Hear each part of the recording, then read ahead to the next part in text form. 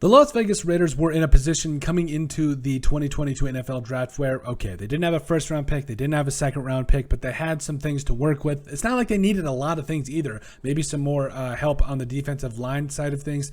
They kind of shored up the corner side of it. You know, they added a lot of guys like Rock Ya-Sin, Anthony Averett, all the guys that they added in the offseason. I really liked it. But coming into the draft, you were kind of wondering, okay, are they going to double down on offensive linemen? How are they going to take care of some of these defensive tackle needs? You know, what else are they going to do? But you know what? I really liked how the Raiders really went about attacking some of their major needs and going and taking care of business. I love it. I love it. We'll come out with depth charts too and all that as well as we get going here.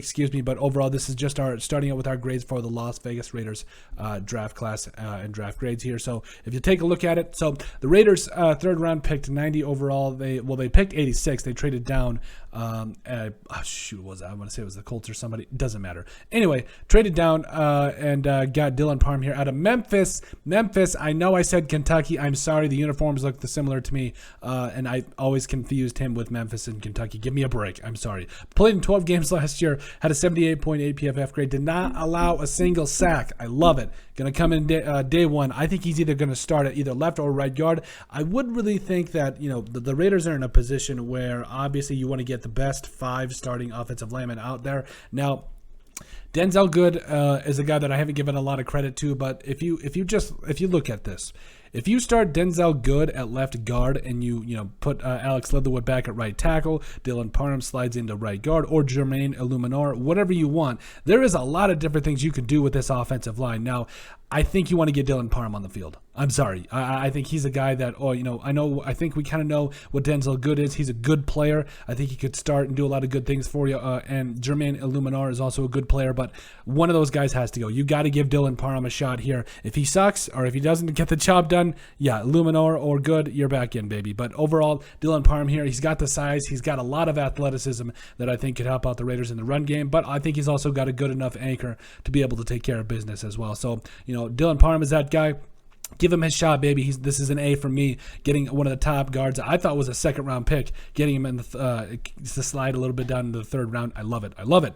Fourth round, number 122 overall. The Raiders selected Zemir White, running back out of Georgia.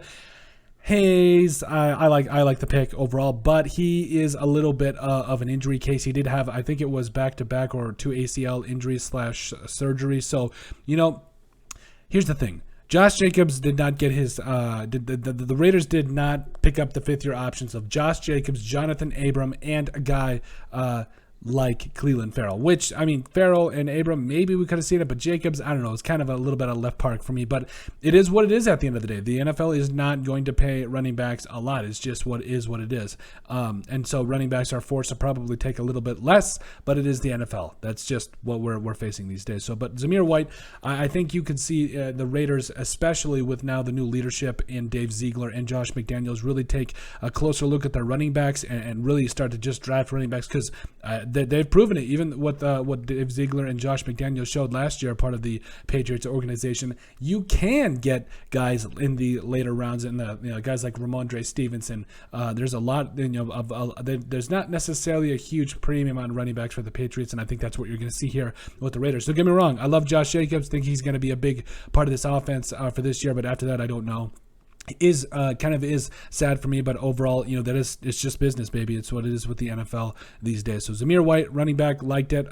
Like I said, over 900 yards from scrimmage last year, had 11 tutties. So I think he's going to provide a lot for the Raiders, and they've still got a lot going for them in the backfield anyway. Like we already mentioned, Josh Jacobs, Kenyon Drake is still back there. Got Brandon Bolden as well. So I'm really interested to see how this is all going to unfold. Still in the 4th round, the Raiders selected 4 picks later defensive tackle Neil Farrell Jr. out of LSU. Had 45 total tackles, 9.5 tackles for loss last year, as well as a couple of sacks for the Tigers. I love it. I think, we had major questions. Who were they going to bring in on the inside that was going to be able to button it down? Because, again, we have covered it all offseason long. You got guys like Bilal Nichols back there on the inside, You've got Jonathan Hankins, Vernon Butler and Matthew Butler. We'll get to that in just a second. But Andrew Billings, Neil Farrell Jr., listen, I really like how this defensive tackle room is looking. This is looking nasty. nasty. So, it is going to be a case of stopping the run going. And I think Farrell and Butler are probably going to be two guys that might surprise you in the pass game, Butler specifically. But back to Farrell here, I really do like the pick. I think it was a position of need. They went and got it right there at the sweet spot in the 4th round. I love it. In the 5th round, the Raiders selected Matthew Butler, defensive tackle, 175th overall out of Tennessee. I'm telling you, Butler is going to be a stud. Butler is going to be a guy that comes on the inside that just gives you that little bit of juice for pass rushing downs. I love this pick. Oh, Matthew Butler, I'm telling you, had 5 sacks last year for the Volunteers. Yeah, that's what it's about. This man's got to put his hand in the dirt, go get the quarterback. That's exactly what the Raiders were missing last year. Like, they had ways to, obviously the run game was spotty at times, but there was just like you wanted more for the Raiders, I was going to say the Volunteers. No, that's more Butler's coming from. He's coming to the Raiders now, but that's what the Raiders were lacking last year. They were lacking a guy that was going to come on the inside and was going to do a lot of different things, push the inside, push the issue, get into the hands and get into the face of opposing quarterbacks, and I love it. I absolutely love it. In the 7th round now, the Raiders went and selected with a 238th overall selection, got Thayer Munford, offensive line out of Ohio State, had a 73.7 PFF grade. He's a guy, that I do think, I think he allowed a couple of sacks last year, not a ton, but he's a guy that he's not a developmental piece. I think he's going to be a quality backup for you, but maybe he could develop into something a little more. I like his size.